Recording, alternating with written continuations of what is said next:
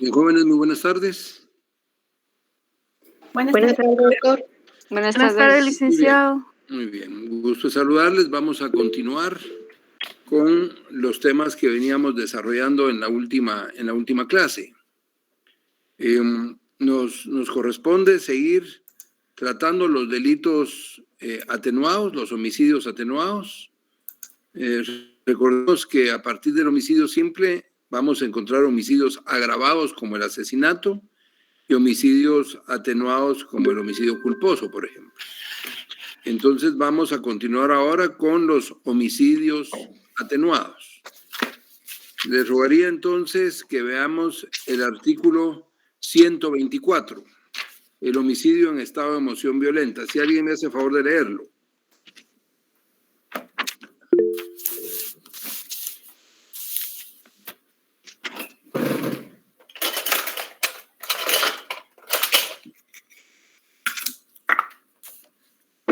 Homicidio cometido en estado de emoción violenta. Quien matare en estado de emoción violenta se le impondrá prisión de 2 a 8 años. Muy bien, muchas gracias. Entonces, el delito de homicidio en estado de emoción violenta implica siempre el resultado muerte de una persona.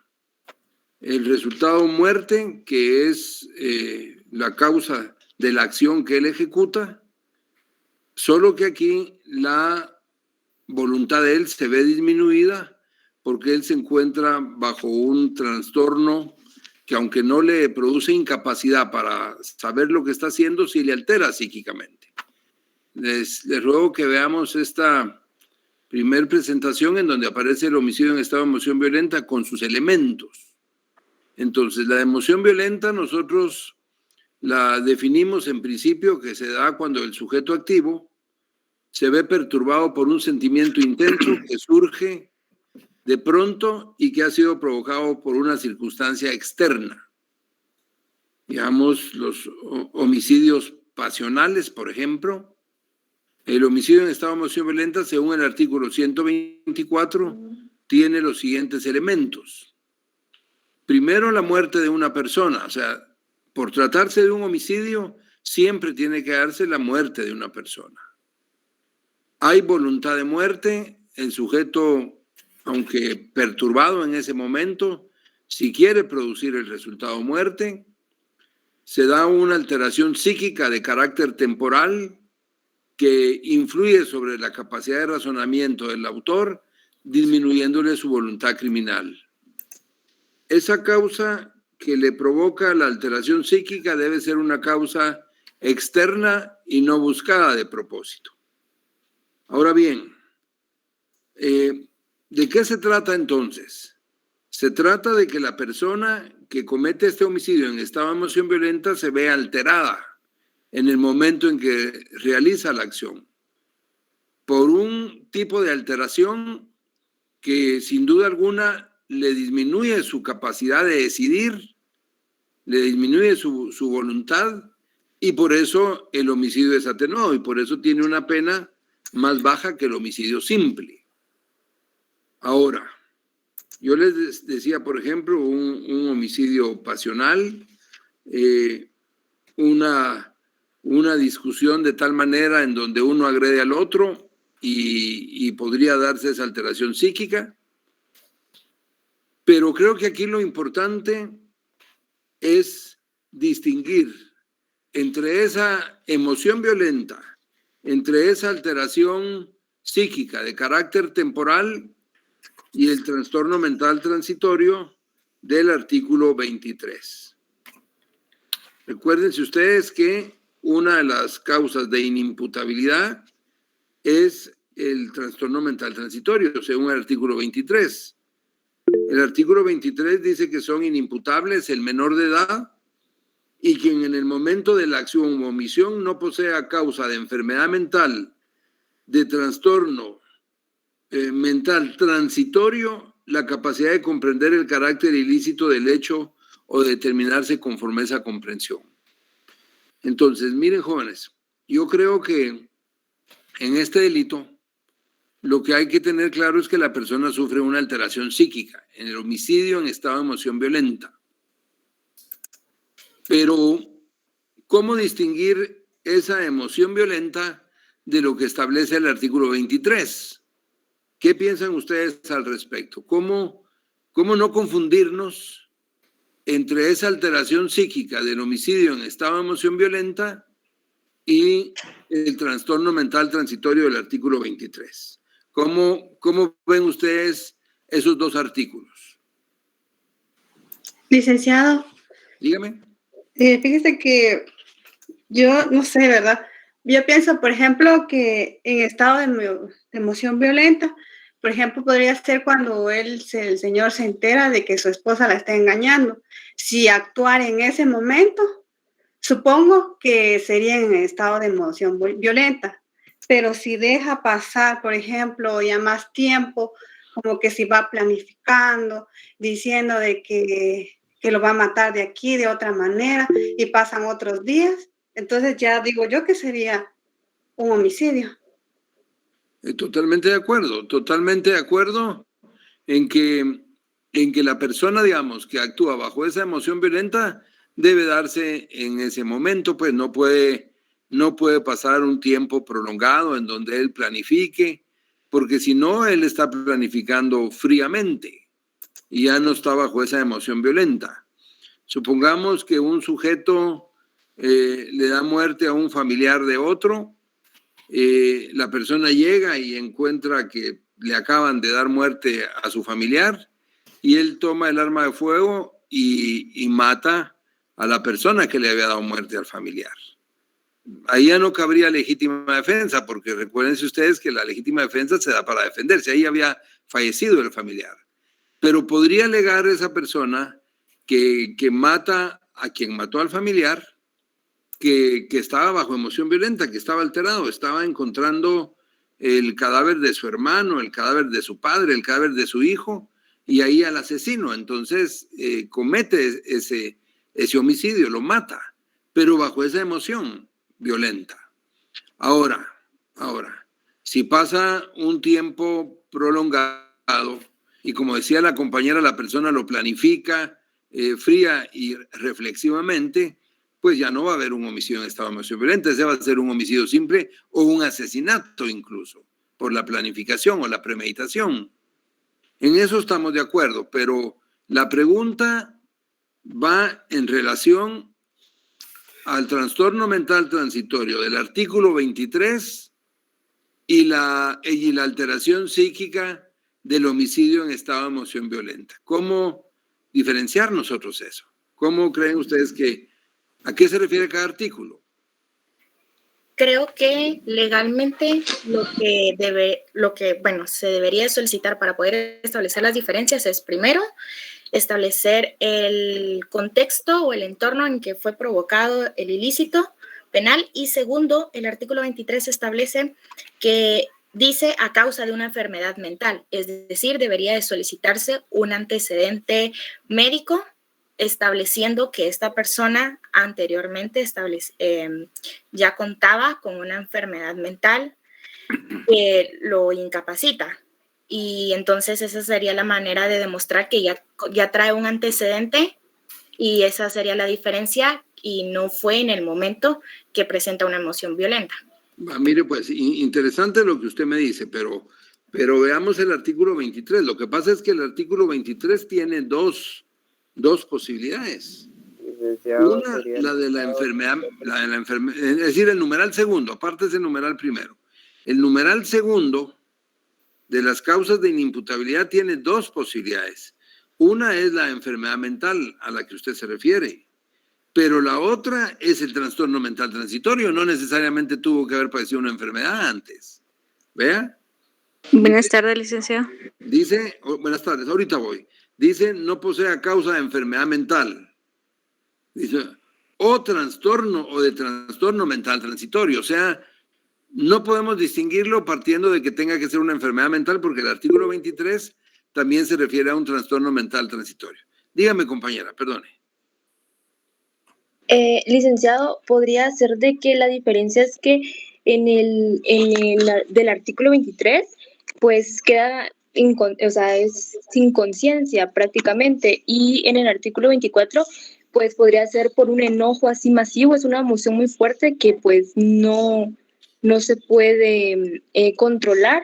¿Podría ser esa la diferencia?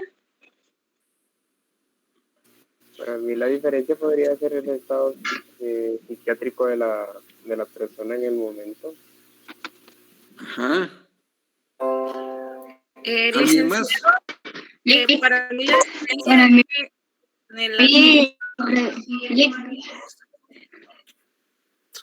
Dígame. que en el para mí la diferencia sería de que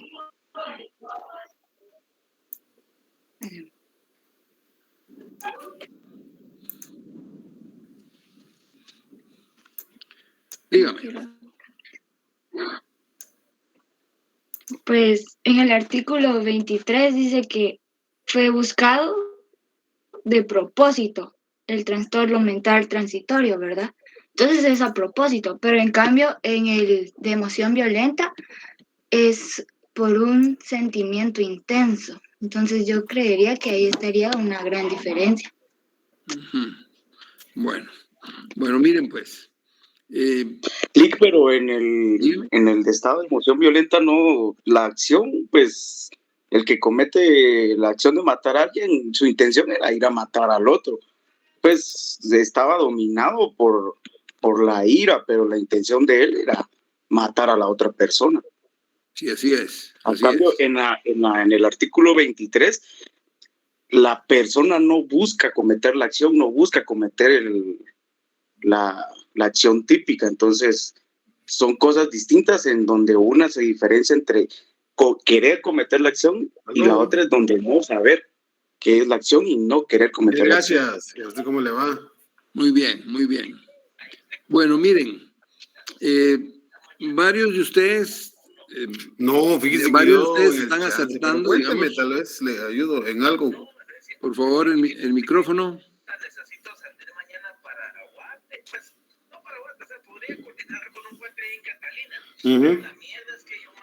Don Manuel, su micrófono. Sí, pues. Compañero Usted puede silenciar. Lick, yo creo que usted le puede poner el micrófono. ¿Y a qué hora sale? ¿Usted a qué hora sale mañana? Bien. Bueno, entonces, les decía, jóvenes, ¿me escuchan? Sí, le escuchamos. Sí. Bueno, les decía, varios de ustedes dijeron lo siguiente, digamos, que en el artículo 23,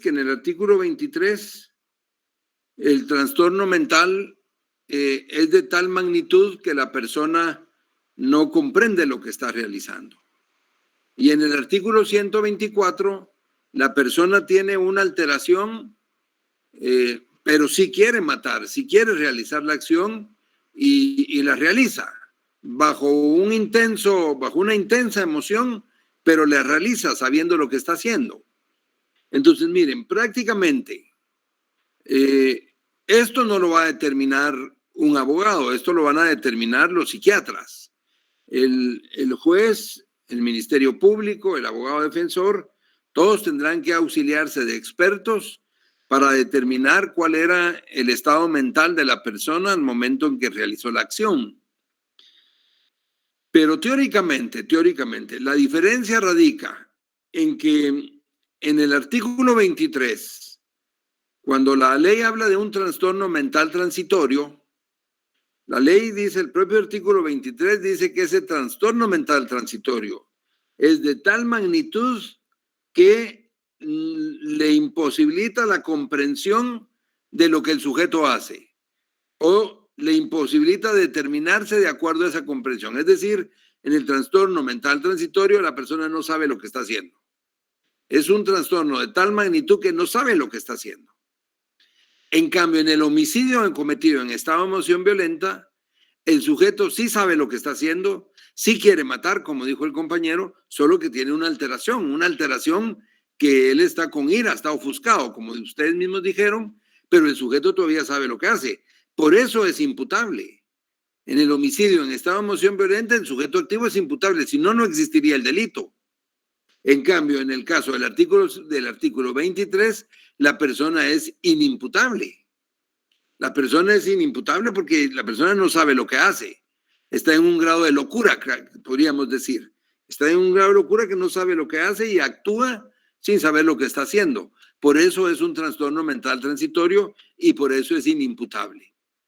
Lo que no cabe es que ustedes confundan el homicidio en estado de emoción violenta diciendo que el sujeto activo encaja en el artículo 120, en el artículo 23, porque el artículo 23 se refiere a otra cosa, se refiere a los inimputables. Que en los dos casos hay un trastorno mental transitorio, hay. Que en los dos casos hay una alteración psíquica, sí la hay. Solo que la alteración psíquica, en el caso del artículo 23, es de una magnitud mucho mayor que le imposibilita al sujeto poder saber lo que está haciendo. Y eso lo van a determinar los psicólogos y los psiquiatras en el caso concreto para determinar qué grado de alteración tenía la persona. Si la persona tenía un trastorno mental transitorio, no es imputable y no es delito.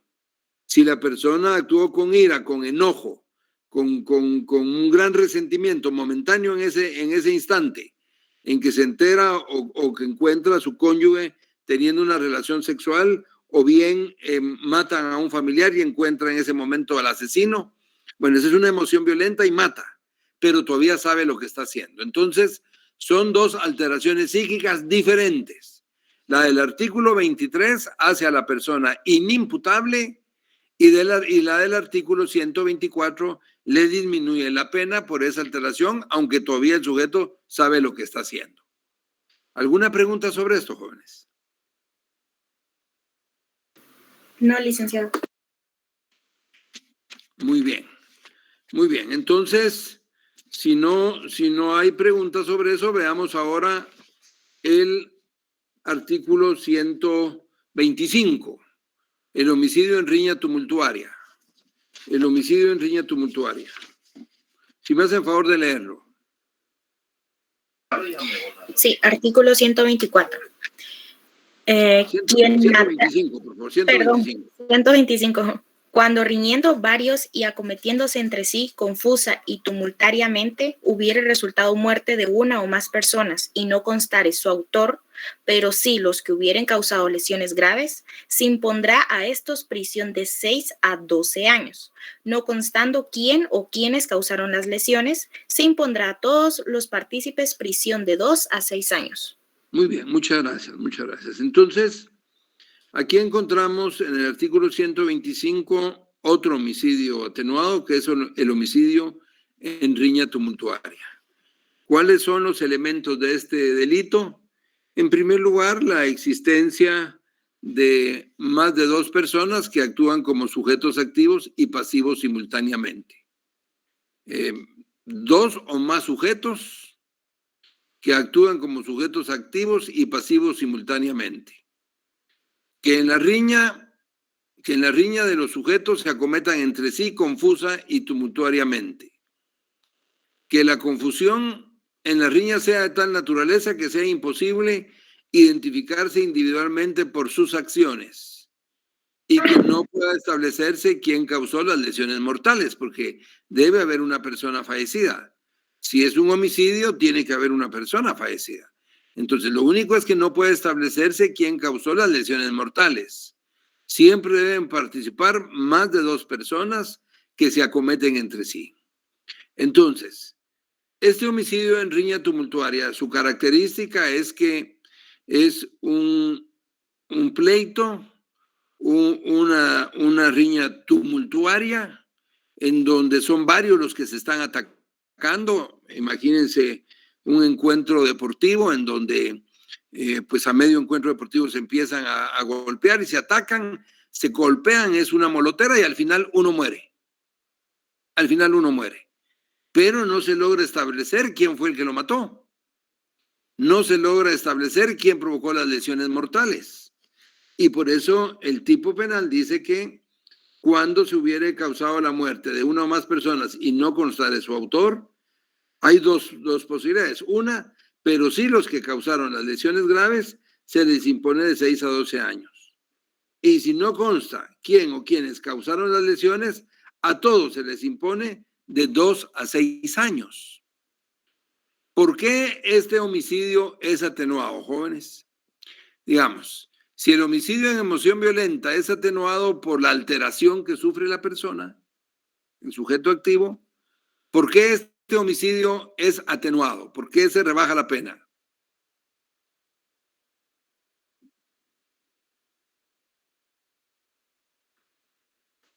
Quizá porque no se logra establecer el autor.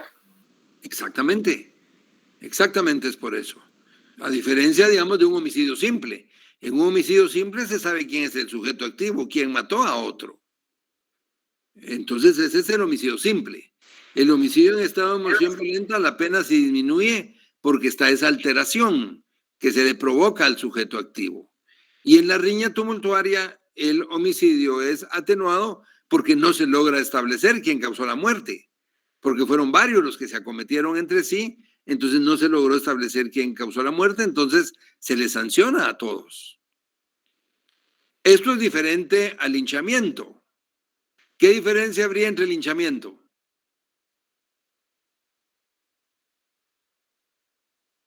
¿Qué diferencia? En el linchamiento, si se quiere matar, se conocen los autores. ¿Por qué? Sería, licenciado, que se sabe a quién se le está atacando. No es como accidental, al azar que alguien muera, sino es que es contra una persona en específico. Pues sí, claro. Digamos, en el linchamiento son todos contra uno. Entonces sí se puede identificar quiénes son los autores. En cambio, en el homicidio en riña tumultuaria es un tumulto en donde no se puede identificar a los sujetos activos y pasivos y por eso se les rebaja la pena a todos. Es diferente al linchamiento. Porque aunque en el linchamiento puedan participar también muchas personas, sí se puede identificar quién es el sujeto pasivo y todos los que lo están atacando son el sujeto activo. En cambio, en el homicidio en riña tumultuaria no se sabe quién contra quién están peleando y es en donde resulta la muerte de una persona. ¿Estamos claros en eso? ¿Alguna pregunta, jóvenes? Lick, yo tengo una pregunta. ¿Será que yo vi en cierta ocasión cuando yo estaba jugando un partido de fútbol, entonces un grupo de personas empezaron a pelearse entre sí? ¿Será que eso es un homicidio en riña tumultuaria? Bueno, depende. Depende, porque lo primero que para que exista un homicidio en riña tumultuaria es que tiene que haber una persona muerta. O sea, no es simplemente... Sí, hubo una persona muerta. Ah, bueno, entonces si hubo una persona muerta y no se logró identificar quién lo mató, ese es un caso de riña tumultuaria. Un homicidio en riña tumultuaria. Entonces, sí, porque ahí todos estaban entre los equipos, o sea, un equipo contrario empezó a empezar un conflicto, pues, y ahí se murió una persona. Entonces, me imagino que ese es el homicidio de riña tumultuaria. Ese es. Es decir, cuando son varios los que se acometen confusa y tumultuariamente, no es posible identificar quién fue el que mató y entonces se les castiga a todos, exactamente. Debe haber un resultado de muerte. Dígame. Un ejemplo de homicidio en riña tumultuaria podría ser los motines en las carceletas, o sería el linchamiento. Bueno, depende de las circunstancias, pero digamos, si se da esos elementos que usted tiene ahí, la confusión, digamos, entre sujetos que se están atacando y defendiendo recíprocamente, se da un ataque recíproco y resulta un muerto y no se puede identificar quién fue el que mató, pues es este delito. La clave aquí está en que el homicidio es atenuado porque no se puede identificar quién es el que mató. Si se logra identificar quién fue el que mató, pues la pena es contra él y podrá ser procesado por un homicidio simple. Pero si no hay posibilidades de determinar quién fue el que produjo las lesiones mortales, se les aplica una pena a todos. Lo importante es que sean varios sujetos activos, varios sujetos pasivos que recíprocamente se atacan y se defienden, que es una situación que puede ocurrir perfectamente. Como decía el compañero, por ejemplo, en un encuentro de fútbol, y aparecen golpeándose, aparecen 8, 10, 12 personas atacándose y resulta que alguien sacó un puñal, no se sabe quién, y le dio puñalazo a uno que estaba en el suelo y queda muerto. Pero no se sabe quién fue. Ese es el caso de homicidio en riña tumultuaria, porque el problema sería de lo contrario, que no se puede identificar quién fue el que mató y como no se puede, todos quedan libres, todos quedan impunes, pero hay un muerto. Entonces la ley lo que prevé aquí, el legislador lo que prevé aquí es que exista unas circunstancias en donde pase ese hecho y en realidad no se puede identificar quién fue el que mató. Entonces, ante esa posibilidad, ante esa hipótesis, el legislador tipifica el homicidio en riña tumultuaria para castigar a todos los que participaron en esa riña, con un resultado que es el resultado muerte. Muy bien, ¿alguna otra pregunta, jóvenes? Licenciado, una pregunta. Dígame. Fíjese, ahorita que usted dice eso, por ejemplo, en el caso de que la persona estuviera ahí, pero no hubiera provocado no estuviera haciendo lo mismo que los demás, pero sí está en ese lugar, también sería parte de ¿cómo se llama? De los que agarrarían en esa riña o en ese tumulto. Que la persona se encuentra en el lugar, dice usted. Ajá, pero no fue, o sea, que no estuviera peleando, porque como usted lo dice, por ejemplo, es como que estuvieran todos contra todos, ¿verdad? Así es, así es. Hacemos de cuenta que fuera una cantina. Ajá. Y empiezan todos contra todos. Pero esa persona no está peleando, pero sí está ahí. ¿También esa persona resultaría afectada? No, porque, digamos, esa persona no puede estar afectada por el hecho de estar ahí simplemente. El hecho de estar ahí y no haber ejecutado ninguna acción no lo hace responsable. Si usted ve, el tipo penal dice cuando riñendo varios, se está refiriendo a los que están riñendo, a los que están peleando. Cuando peleando varios y acometiéndose entre sí, o sea, atacándose entre sí, confusa y tumultuariamente, porque usted no puede identificar quién es quién, hubiera resultado muerte de una o más personas y no consta su autor, pero sí los que causaron lesiones se les impone una pena. Y si no consta quiénes causaron las lesiones, se les pone otra pena. Pero son de los que están atacándose.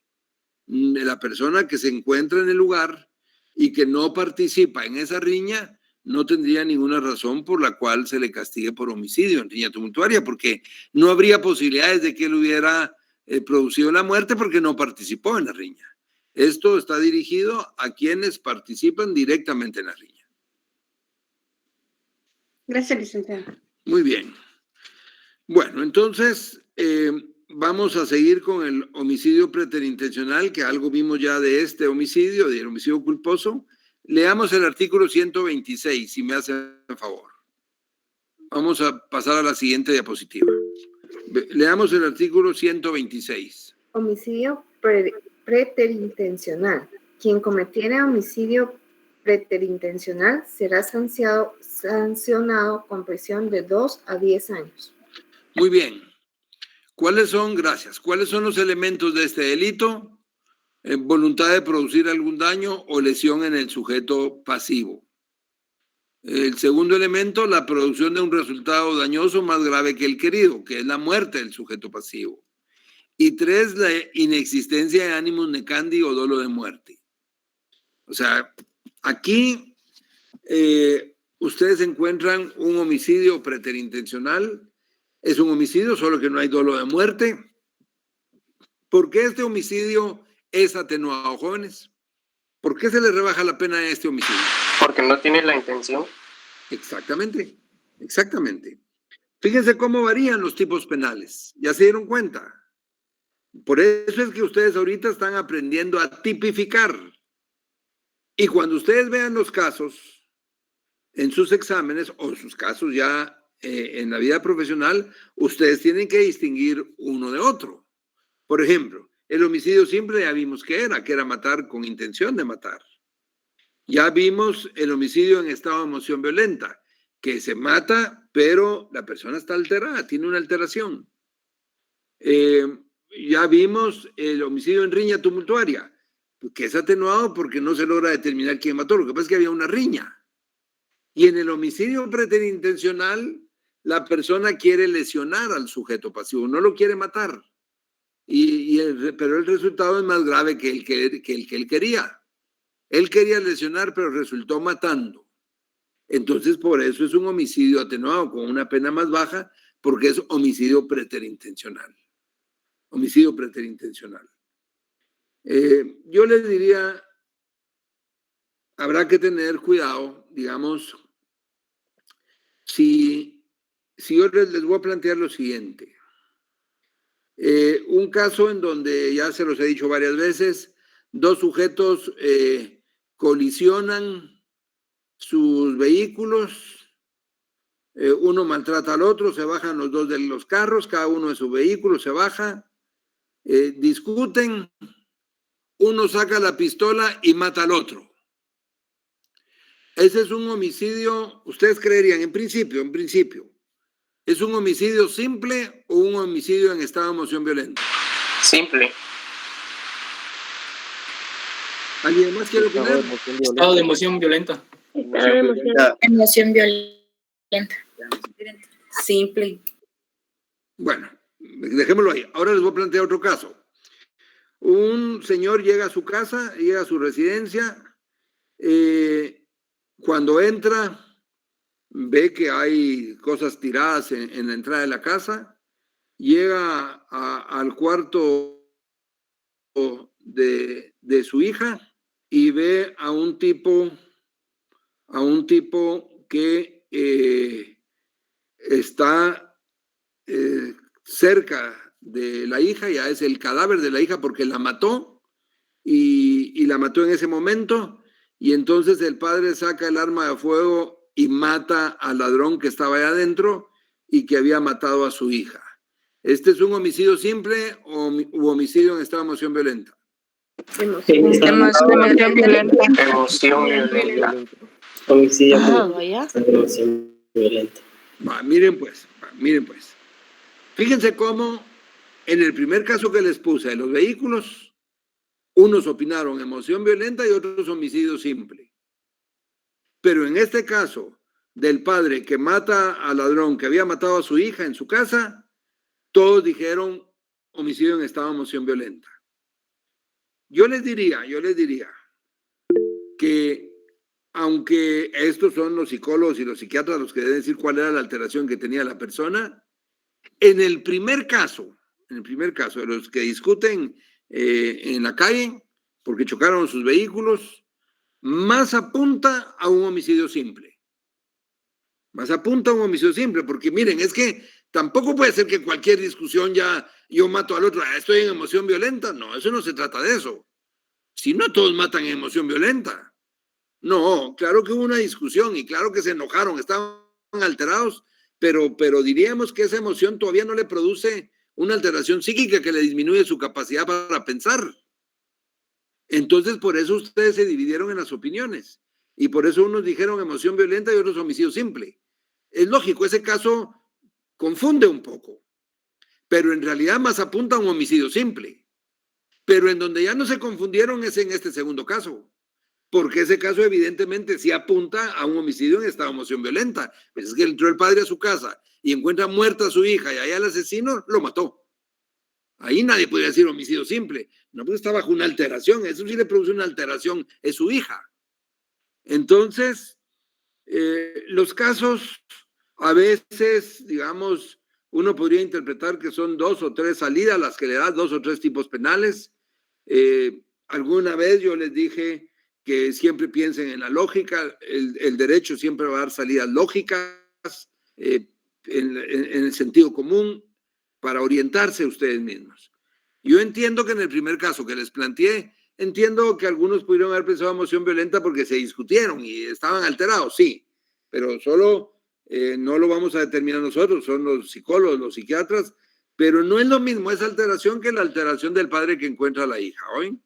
Entonces, no cualquier discusión, no cualquier cosa ya va a ser emoción violenta. No interpretemos así ese artículo, porque la emoción sí debe tener tal magnitud que pues le disminuya la capacidad de voluntad al sujeto. Le disminuya, no le anule la voluntad, porque si la alteración psíquica le anula la voluntad, ¿ante qué nos encontramos? Artículo 23, enfermedad mental. Exactamente, exactamente. Si la alteración le anula la voluntad, nos encontramos ante un caso de inimputabilidad del artículo 23, exactamente. Bueno, entonces, ¿alguna pregunta, jóvenes? Licenciado, y en el segundo caso que usted dijo, ¿no se podría la legítima defensa privilegiada? No, ¿por qué? No, porque yo dije que había matado a su hija y la encontró ya muerta. Pero si el ladrón está dentro de la casa y uno va entrando. No, pero yo creo que aplica cuando la hubiera matado enfrente de ella. Creo yo que ahí se aplica la legítima defensa. Ahí sí, porque recuérdense que la legítima defensa dijimos que tenía que ser para defender de la agresión que se está dando en ese momento. Si la agresión ya pasó, ya no puede haber legítima defensa. Sería venganza. Sería venganza. Pero si hay una disminución de la voluntad por tratarse de un homicidio en estado de emoción violenta, y por eso la pena es más baja, por la alteración que tiene en ese momento. Bueno, muy bien. Muy importante que el ladrón todavía está dentro de la casa, entonces. Si yo voy entrando a la casa y yo veo al ladrón y él todavía está dentro de la casa. Sí, yo le diría que legítima defensa de la hija no cabe porque ya había muerto la hija, ¿verdad? Ese sería el punto, digamos, que si ya murió la persona ya no puede haber legítima defensa porque ya no puede estar defendiendo a alguien que ya falleció. Como lo dijo el otro compañero, solo que esté ocurriendo la agresión, que le esté provocando las lesiones, en ese momento cabría la legítima defensa porque todavía la defiende, pero en caso contrario ya no. Licenciado, pero en el caso de que el ladrón, digamos, intente atacar al papá de la niña, en ese caso sí sería legítima defensa. Totalmente de acuerdo, totalmente de acuerdo. Que ese ya es otro elemento que usted le agrega al caso, en donde el sujeto además se abalanza sobre el padre y él se defiende, pero ahí está defendiendo la vida de él, ya no la de la hija, sino la vida de él, y lo mata. Podría alegar legítima defensa. Muy bien, veamos entonces, ahora si me hacen favor, el homicidio culposo del artículo 127, si me hacen favor. Homicidio culposo, artículo 227. El autor del homicidio culposo se le sancionará con prisión de 2 a 5 años. Cuando el hecho causare además lesiones de otras personas o resultare de la muerte de varias, la sanción será de 3 a 8 años de prisión. Si el delito fuera cometido al manejar un vehículo bajo influencia de bebidas alcohólicas en estado de ebriedad o bajo influencia de droga tóxica o estupefacción por pacientes, que afecten a la personalidad del conductor o cuando conduzca con temeridad o impericia, manifieste o en forma imprudente o negligente, en situación que menoscabe o reduzca su capacidad mental, volitiva o física, quien pondrá al responsable el doble de la pena que le corresponda. En caso de no existir alguna de estas circunstancias, la cancelación de la licencia de conducir de 1 a 5 años. Si el delito fuera causado por pilotos de transporte colectivo o de carga, será sancionado con prisión de 10 a 15 años y cancelación de la licencia de conducir por el tiempo que dure la condena. Muy bien, muchas gracias, muchas gracias. Bueno, miren pues, jóvenes, de esto ya hablamos un poco en la clase anterior del homicidio culposo. Tal vez unas dos cosas quisiera que destacáramos de este tipo penal. En primer lugar, que el homicidio culposo no solo se va a dar manejando un vehículo, no solo se dan en hechos de tránsito. El homicidio culposo puede ser de cualquier manera, puede ser en la práctica médica, puede ser con un arma de fuego que se dispara, puede ser de cualquier manera que nos podamos imaginar, homicidio culposo. Entonces, no solo con hechos de tránsito. Pero yo quisiera hacerles dos preguntas. ¿por qué este homicidio culposo es atenuado? Porque no se hizo con intención, licenciada, fue accidental. Muy bien. Por negligencia también. Muy bien. No, vamos a ver. Aquí ya, ustedes mismos me están dando el elemento para la segunda pregunta que les iba a hacer. Primero, es un homicidio atenuado porque no hay voluntad. De acuerdo. Es un homicidio atenuado porque no hay voluntad, no hay animus necandi, no hay dolo de muerte. Pero si no hay dolo de muerte en este homicidio culposo, entonces ¿por qué siempre se castiga? ¿Por qué siempre hay una pena? ¿Sería la imprudencia? La irresponsabilidad, negligencia. Muy bien. Negligencia sería. Porque siempre hay un afectado. Sí. Licenciado, tal vez porque se está afectando el bien jurídico tutelado, que es la vida. Correcto. Bueno, yo estoy de acuerdo con todo lo que ustedes dijeron, menos una palabra que usó una compañera. Miren, pues, estoy de acuerdo con lo que ustedes dijeron de que es un homicidio atenuado porque no hay voluntad, pero siempre se castiga porque hay negligencia o hay imprudencia. En realidad lo que hay es una falta de deber de cuidado. Así la doctrina moderna dice la falta de deber de cuidado, que en nuestro código dice negligencia, imprudencia o impericia. Entonces lo que se castiga es la falta de deber de cuidado, la imprudencia, el no haber tenido cuidado, la falta de responsabilidad, como dijo la compañera. Pero hay una palabra con la que no estoy de acuerdo que una compañera dijo. Una compañera dijo que no había voluntad y que el resultado se producía por accidente. Por accidente. Esa palabra del accidente sí nos puede generar algunas dificultades ahí. Algunas dificultades.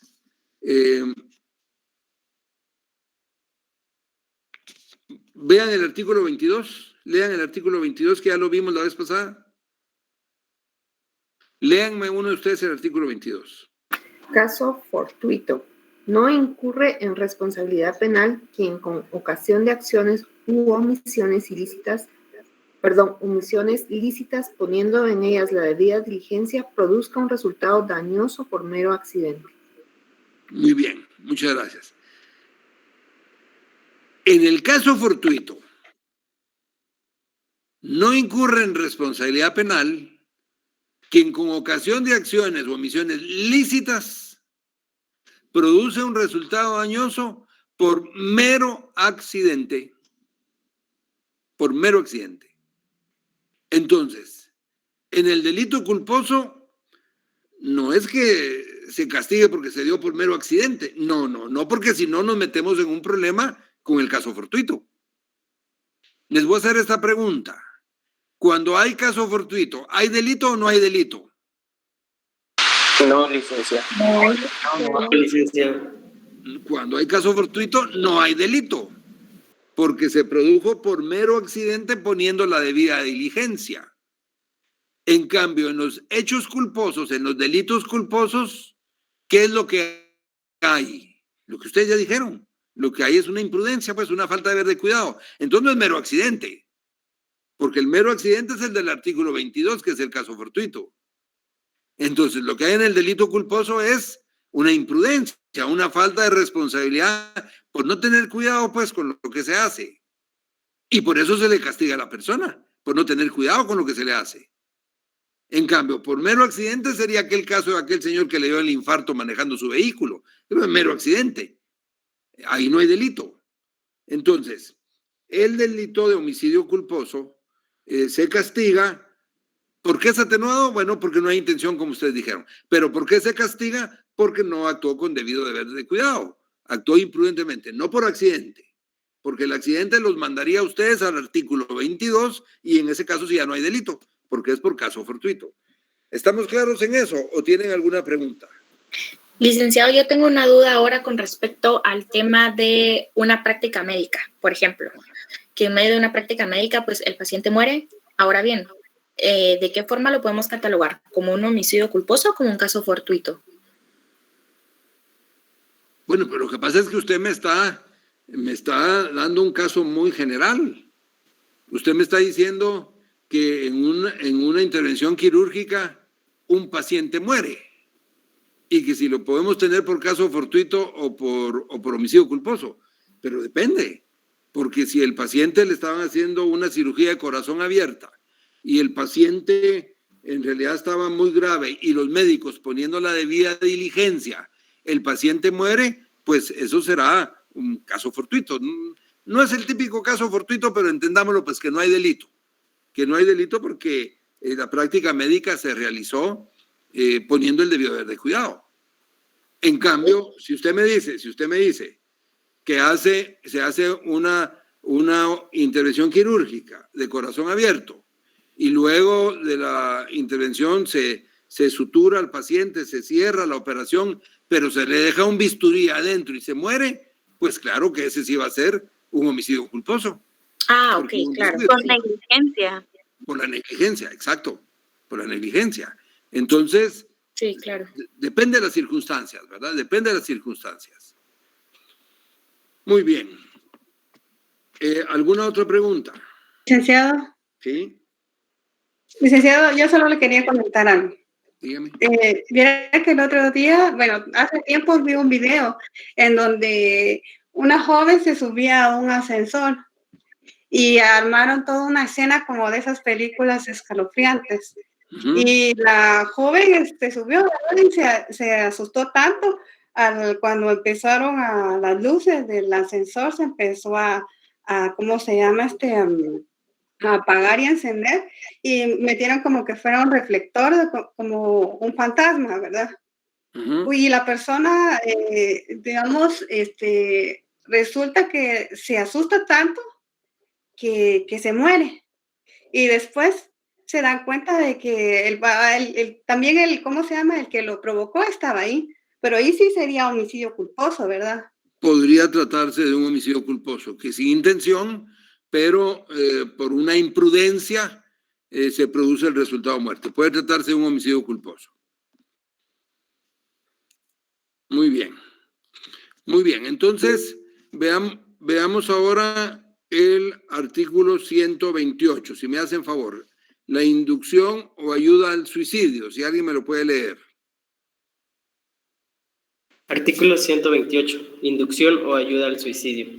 Quien indujere a otro al suicidio o le prestare ayuda para cometerlo, si ocurriere la muerte, se le impondrá prisión de 5 a 15 años.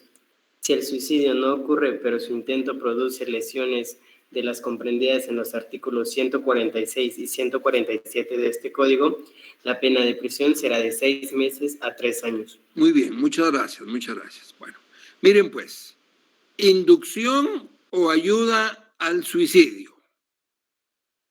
Vamos a ver. Primero, no existe el delito de suicidio, ¿verdad? No existe el delito de suicidio, no puede existir. Si una persona se mata a sí misma, no puede ser procesado si se mató. Ahora, si una persona intenta matarse y no lo logra, y solo queda lesionado, ¿qué se hace en ese caso? ¿Hay delito o no hay delito?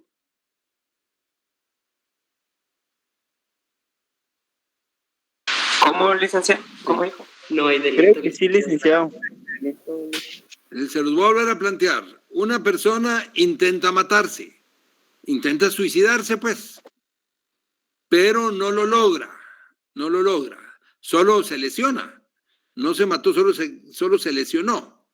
Se tiró en una acción suicida de un puente y se fracturó, pues quedó todo fracturado, pero no se mató. ¿Hay delito o no hay delito? No. Yo diría que no. No, licenciado, porque es el mismo. No, licenciado, porque no está tipificado, solamente quien indujere al suicidio, pero no el que se quiera suicidar. Muy bien, muy bien. Bueno, entonces no está tipificado. No puede estar. Licenciado, pero en el segundo párrafo del artículo 128 dice, si el suicidio no ocurre, pero su intento produce lesiones de las comprendidas en los artículos 146 y 47 de este código, la pena de prisión.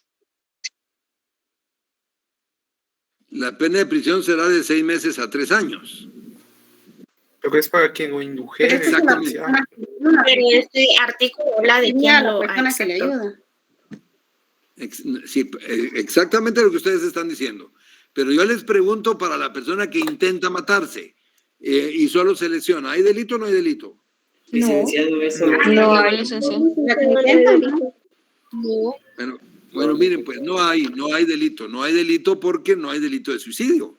Ustedes no podrían procesarlo por suicidio en el grado de tentativa porque no existe el delito de suicidio. Y tampoco homicidio en el grado de tentativa porque homicidio es dar muerte a otro, no a uno mismo. Entonces, no hay delito. Ya la ley contempla que solo se le aplican medidas de seguridad. Lo mismo que una persona que se amputa una mano o que se lesiona a sí mismo, no lo pueden procesar por lesiones porque es su propio cuerpo el que él se está lesionando. Las lesiones es lesionar a otro. Entonces, la inducción o ayuda al suicidio es un delito que comete el que aconseja a otro que se mate o el que lo ayuda a que trate de matarse o trate de suicidarse. Este es para el tercero. Una pregunta. Me permita, este es para el tercero, no para la misma persona. Entonces, aquí se va a castigar al que induce a otro, que lo aconseja que se mate o le presta el arma de fuego para que se dispare, sabiendo para qué quiere el arma de fuego. Ese es el delito de inducción o ayuda al suicidio, pero es del que induce o el que ayuda. Dígame, compañera. No, es que yo iba a recalcar de que, por ejemplo, los niños que le hacen bullying a alguien que se suicida por ese bullying, pues. Claro, pero más, digamos, aquí el tipo penal más que bullying se refiere directamente a inducir o prestar ayuda para que otro se mate. Inducir sería el que le dice a la otra persona, ¿por qué no te matas? Algo así. Exactamente.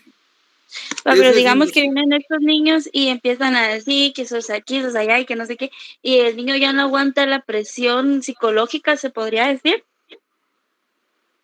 Bueno, mire, es que el caso que usted plantea es muy interesante, es muy interesante, pero no nos podemos salir del tipo penal, aunque usted tiene mucha razón que se dan casos como el que usted menciona y habrá que estudiar cada caso en particular al fin de cuentas, pero el tipo penal del que estamos hablando dice claramente quien indujere a otro al suicidio. Ese es como lo que dijo el compañero hace un momento, el que le dice, mira, estás sufriendo mucho, ¿por qué mejor no te matas? Yo te aconsejo que te mates.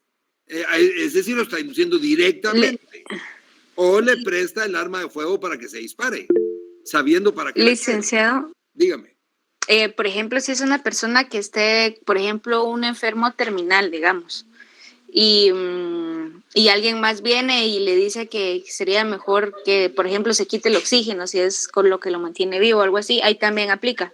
Aplica, claro que aplica porque en nuestra legislación, en la legislación de Guatemala, no se atenúa ni existe la eutanasia o el homicidio por piedad, ¿verdad?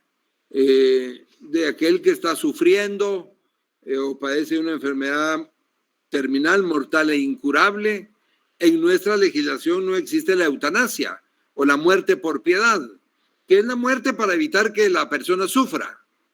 Entonces, si no existe la muerte por piedad o esa posibilidad, tampoco existe la posibilidad de que quede fuera del tipo penal el que le dice a otro, mira, estás sufriendo, de todos modos estás a morir en poco tiempo, yo te aconsejo que mejor te quites el oxígeno, lo está aconsejando que se mate. Bueno, otra cosa será que se demuestre, pero eso ya es otro tema, cómo demostrarlo, ese es otro tema. Pero el tipo penal del artículo 128 de la inducción o ayuda al suicidio, sí dice claramente que comete el delito quien induce a otro a que se suicide o le ayuda a que se suicide. Las dos cosas. Inducir o ayudar. Y si esta persona no lo indujere a suicidarse, pero sí sepa, la persona sepa que se va a suicidar y omita eso, esa sería otra situación. Fíjese que eso es otra circunstancia, o sea, este es un tema, digamos, muy complejo porque miren, por ejemplo, los elementos que ustedes han ido agregando. Por ejemplo, el caso de la compañera que dijo, para los ojos. el caso de la compañera que dijo de la enfermedad terminal, de la enfermedad terminal, o el caso de la depresión, por ejemplo. Tu micrófono. O el caso de la depresión de la persona que anuncia que se va a matar. Sí, pero el que una persona crea que otro se va a matar o escuchó la confesión del que dijo, mira, yo me voy a matar, no es lo mismo que inducir o ayudar. Y el tipo penal... No lo vuelve cómplice también. No, porque no hay delito de suicidio. Entonces no puede ser cómplice de suicidio porque no existe el delito de suicidio. Pero si existiera. Bueno, si existiera, sí. Y se le pone la tercera parte según el artículo 32. Sí, pero no puede existir el delito de suicidio porque el tipo penal no habría sujeto activo si la misma persona se mata, pues. Pero a lo que voy es a lo siguiente. El tipo penal dice claramente, ustedes no se pueden salir del tipo penal, porque recuérdense que si no, violan el artículo primero, el principio de legalidad. Y yo les dije el primero o segundo día de clases que no es que se parezca al tipo penal, tiene que encajar perfectamente. Y aquí no es que sabía, pero no lo dijo, no, aquí es que aconseja a otro a que se mate o lo ayuda a que se mate, no hay otra. El que hace eso sí comete inducción o ayuda al suicidio. Cualquier otra cosa diferente a eso, si no está tipificado, no hay delito. Bueno, ¿me iba a preguntar algo? Sí, licenciado. Fíjese que hablando esto de inducción a ayuda al suicidio, fíjese que hubo un caso en que, por ejemplo, era una pareja sentimental y los dos se pusieron de acuerdo para, pues, quitarse la vida, ¿verdad? Pero la mujer era la que más como que aconsejaba a su novio. Pero ese día los dos, pues, tomaron una pastilla de maíz, que esa mata a las personas. Los dos se lo tomaron, pero el muchacho muere y ella no. ¿Qué sucede ahí? Pero ella fue la que como que más lo indujo, ¿verdad? Como que lo apoyó, pero la idea era que los dos se suicidaran, pero solo el muchacho murió y ella no. Ella quedó con lesiones y todo, pero no falleció, ahí anda. Pues mire, muy interesante el caso, como Romeo y Julieta, vamos a ver. Pero al final habría que ver todas las circunstancias del caso, así si cabría alguna causa de justificación o alguna causa de inculpabilidad, pero en principio sí podría haber responsabilidad penal por la otra persona, es decir, ahí los dos se indujeron simultáneamente pues a quitarse la vida, los dos decidieron hacer eso y se indujeron a eso, pero habría que analizar todos los elementos. El caso es muy bueno, el caso que usted plantea es muy bueno, habría que analizar todas las circunstancias. En principio, si uno sobrevive y aconsejó al otro a matarse o lo indujo a que se matara, el hecho que también haya aceptado el suicidarse a sí mismo no le excluye la responsabilidad de la muerte del otro. Pero habrá que ver todos los elementos del caso para establecer al final si había esa inducción al suicidio o no. Muy bien, veamos ahora entonces el artículo 129 y el artículo 130. Leamos primero el artículo 129. Artículo 129. Infanticidio. La madre que, impulsada por motivos íntimamente ligados a su estado que le produzcan indudable alteración psíquica, matare a su hijo durante su nacimiento o antes de que haya cumplido 3 días, será sancionada con prisión de 2 a 8 años. Muy bien, muchas gracias. Entonces, este es el delito de infanticidio. Les vuelvo a preguntar, ¿por qué este homicidio porque es un homicidio porque hay la muerte de un niño. ¿Por qué este homicidio es atenuado? Pues la depresión postparto. Alteración Una alteración psíquica. Muy bien, entonces, este homicidio es atenuado porque hay también una alteración psíquica, ¿se recuerdan? Una alteración psíquica como en el homicidio cometido en estado de emoción violenta. Entonces, aquí la madre actúa impulsada por motivos íntimamente ligados a su estado que le producen alteración psíquica y mata a su hijo durante su nacimiento o antes de que haya cumplido 3 días de nacido. ¿Quién es el sujeto activo de este delito? La madre. La madre. La madre. ¿Y el sujeto pasivo? El recién nacido. El recién nacido o antes de que haya cumplido 3 días de nacido, ¿verdad? Que esté naciendo o antes de que haya cumplido 3 días de nacido. Hay una alteración psíquica de parte de la madre y ella mata a su hijo. Ella mata a su hijo. Es un homicidio atenuado por esa alteración que ella sufre. Ella todavía sabe lo que está haciendo, porque si no, igual caeríamos en el artículo 23 del Código Penal, pero sí tiene esa alteración psíquica, porque, por ejemplo ella la violaron y el producto de la violación, ella quedó embarazada y está teniendo el hijo del que la violó, por ejemplo. Entonces, puede ser uno de esos casos, ¿verdad? Bueno. Perdón, veamos, solo una pregunta. dígame. Si fuese la diferencia que ya no estuviera dentro de los 3 primeros días, entonces, ¿cómo se puede determinar este caso? Bueno, si ya no cae dentro de los 3 días que habla el tipo penal o que refiere el tipo penal en el artículo 129, ustedes deberían de pensar primero, si tiene 8 días de nacido o 1 mes de nacido, ¿puede ser infanticidio o ya no es infanticidio? Ya no, licenciado. A veces no como parricidio. Ya no es infanticidio. Pero hay un resultado muerte, ¿sí o no?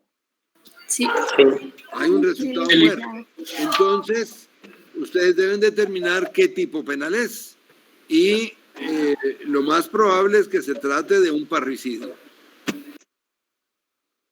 Por ser descendiente. Pero si supongamos... Aunque tenga las alteraciones psíquicas. A eso voy precisamente. Supongamos que tiene la alteración psíquica, pero tiene un mes de nacido, tiene 1 mes de edad y tiene la alteración psíquica. ¿Qué delito es? De emoción violenta. No, infanticidio, licenciado. Culposo. ¿Cómo? No, culposo no, porque ella lo mató intencionalmente.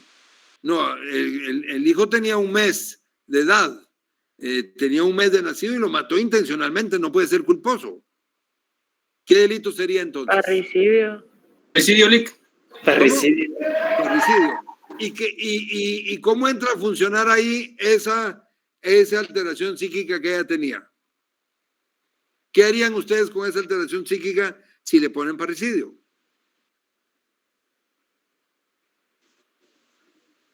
Hay que atenuar. Muy bien, exactamente. Entonces, ustedes pueden, dentro de los límites que señala la ley, ponerle una pena de las más bajas que puedan ustedes, según lo que les permita la ley, por la alteración psíquica. Es parricidio, pero si la pena, por ejemplo, es de 30 a 50 años, pues ustedes le pueden poner la pena mínima, no la máxima, por esa alteración que tenía, pero dentro del tipo penal de parricidio. Muy bien. Ahora, para finalizar, veamos el artículo 130. Artículo 130. Suposición de muerte. Quien maliciosamente se hiciere pasar por muerto o conociendo la existencia de proceso instruido con ocasión o con motivo de su fallecimiento, no se manifestare, será sancionado con prisión de 1 a 5 años. Muy bien, muchas gracias. Aquí, pues podemos ver que este tipo penal está incluido entre los delitos contra la vida, pero en realidad no hay ningún muerto. Miren ese artículo 130. Aquí lo que se castiga es a ese sujeto que maliciosamente se hace el muerto, o se hace pasar por muerto, sabiendo que hay un proceso en donde se está investigando su fallecimiento, no dice nada. Y entonces se le pone de 1 a 5 años de prisión. Pero es un tipo penal que está aquí, aunque no se trata de un homicidio en realidad, porque no hay un resultado de muerte, sino de suposición de muerte, que alguien maliciosamente se hace pasar por muerto. Y, por ejemplo, ¿con qué intención podría hacerse pasar por muerto? ¿Por algún delito, licenciado? Por ejemplo, porque esté huyendo de algún delito. ¿Por qué otra razón? Porque lo están persiguiendo. Porque lo están persiguiendo. Cambiemos para evitar pagar una deuda, tal vez. Por cobrar seguro de vida. Y cobrar un seguro de vida. Que su hermano o su esposa o alguien cobre un seguro de vida. Entonces, muchas veces esta suposición de muerte va ligado a fraudes o a la evasión, digamos, de alguien que está evadiendo la justicia y entonces prefiere que lo den por muerto para no ser procesado, o alguien que quiera cobrar un seguro de vida. Bueno, ¿alguna pregunta, jóvenes?